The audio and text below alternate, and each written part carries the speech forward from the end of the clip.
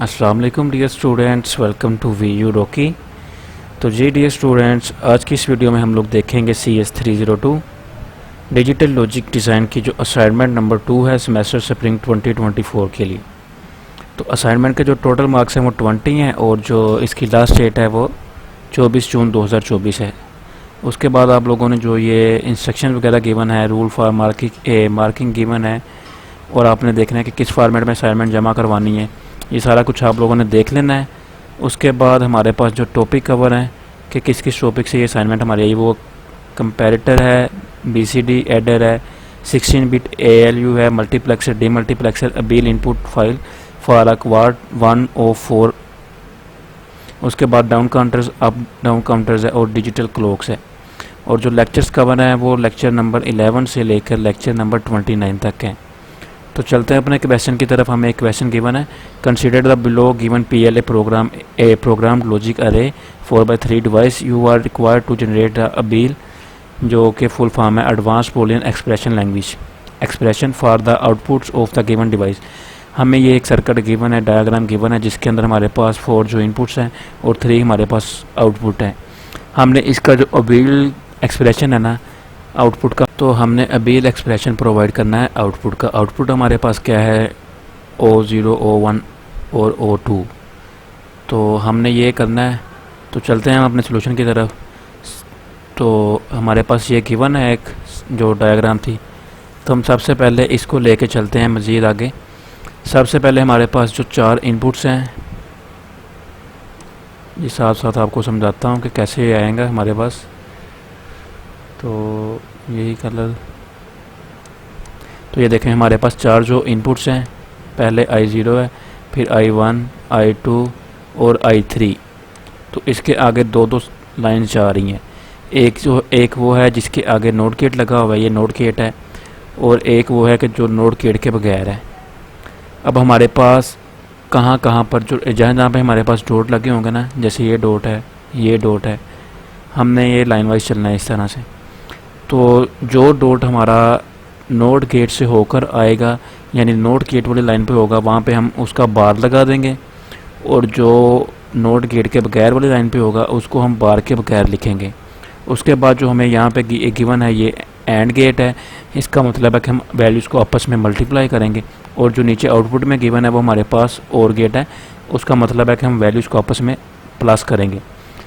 तो अब देखते हैं जी, हमारे पास यहाँ पे देखें जी, यहाँ पे डॉट लगा था ना, तो ये लाइन कहाँ से आ रही है हमारे पास, ये नोड गेट से होके आगे आ रही है।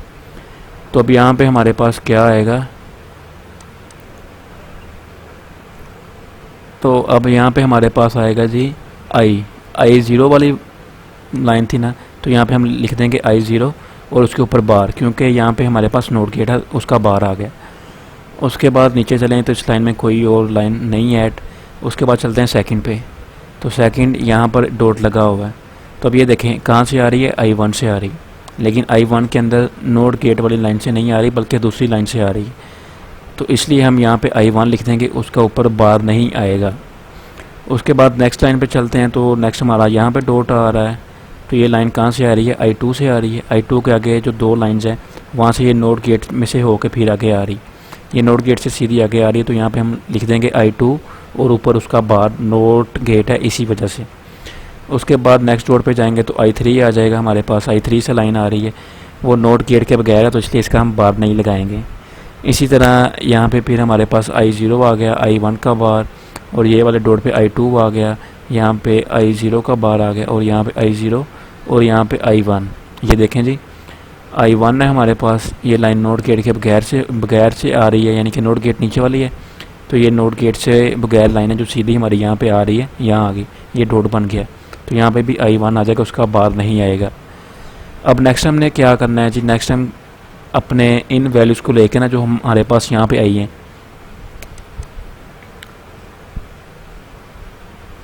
जो हमारे पास ये वाली हैं, I0 का बार है। पहले हम देखते हैं ये वाले सर्किट को, नैंड गेट जो पहला है ना हमारे पास, इसमें कौन कौन सी लाइन है, एक I0 का बार है और दूसरा हमारे पास I1 है, ठीक है। तो अब ये एंड गेट है, तो दरम्यान में क्या आएगा, मल्टीप्लाई का साइन। तो यहाँ पे देखें, हम सबसे पहले O0 पे चलते हैं। ये देखें जी, O0 ये O0 पे हम आए, यहाँ पे दो लाइन्स आ रही हैं, एक ये और एक हमारे पास ये वाली। ठीक है, पहले हम पहली को देखते हैं। वहाँ पे I0 का बार है, उसके साथ I1 है। हमने क्या किया जी, I0 का बार लगा दिया, डॉट I1 आ गया हमारे पास। ये डॉट इसलिए आया क्योंकि दोनों आपस में एंड गेट के साथ कनेक्टेड थी। उसके बाद हमारा यहाँ पे देखें जी, ये दोनों लाइन्स हैं जो आपस में और गेट के साथ कनेक्टेड है, तो इसलिए दरम्यान में हमारे पास प्लस का साइन आ जाएगा। उसके बाद जो दूसरी हमारे पास लाइन है ये वाली, हम इसकी लाइन चेक करेंगे। एक हमारे पास I2 है और दूसरा हमारे पास क्या है, I0 का बार है। तो ये देखें हमारे पास, ये इसको रेस करते हैं फिर आपको क्लियर नज़र आएगा। तो ये देखें जी, हमारे पास I2 हो गया, साथ डॉट I0 का बार आ गया। ठीक है जी, यहाँ पे आपने ज़ीरो कर लेना, शायद मेरे से O लिखा गया है तो यहाँ पे ज़ीरो आएगा। उसके बाद इसी तरह O1 पे हम चले जाएंगे। उसके अंदर कितनी लाइंस हैं, दो हैं, एक ये वाली और एक ये वाली। इसकी I2 बार डॉट I3 आ जाएगा, साथ में प्लस आएगा सेंटर में, और उसके बाद आएगा हमारे पास I0 और I1।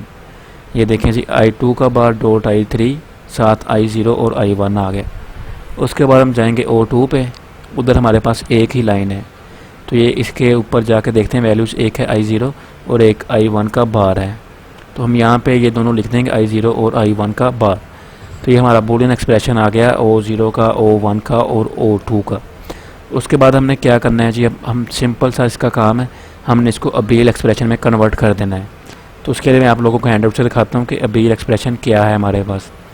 तो हैंडआउट्स के ऊपर जो पेज नंबर 203 है, उसके ऊपर अबील जो है, ABEL expression introduction to ABEL, ABEL, which is acronym for Advanced Boolean Expression Language, is a hardware description language used for implementing logic design using program logic devices।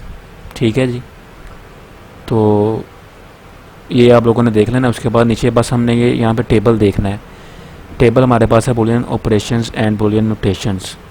अगर हमारे पास logic operation में note का sign होगा तो उसकी जगह पर हम अबील का कौन सा सिंबल यूज़ करेंगे। उसके बाद अगर एंड होगा तो हम ये वाला एंड यूज़ करेंगे, और होगा तो हम हैश का साइन यूज़ करेंगे। अगर एक्स और होगा हमारे पास तो हम उसकी जगह डॉलर साइन यूज़ करेंगे। अब हमारे पास क्वेश्चन में और एंड और नोट ये तीन ही हैं, तो हम इसलिए ये तीनों को लेके चलेंगे, जो पहले तीन है हमारे पास।